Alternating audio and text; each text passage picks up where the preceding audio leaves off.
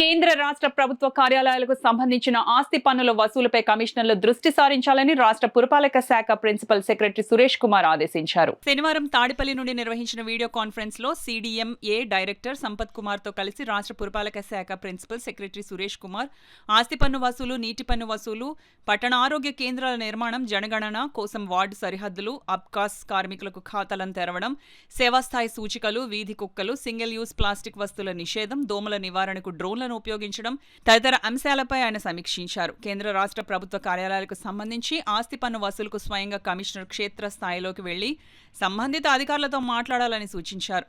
మొండి బకాయిల వసూలుకు ప్రత్యేక డ్రైవ్ చేపట్టి పనులను వసూలు చేయాలని వారు అధికారులను ఆదేశించారు. ఈ వీడియో కాన్ఫరెన్స్ లో క్యాంప్ కార్యాలయం నుండి నగరపాలక సంస్థ కమిషనర్ భావన, ఐఏఎస్ పాల్గొనగా కార్పొరేషన్ కార్యాలయం నుండి అదనపు commissioner KT Sudhakar, deputy commissioner Srinivasarao, SCP Venkatrao, TPRO Sailaja, health officer doctor Prithvi Charan, manager Sitaram తదితరులు పాల్గొన్నారు.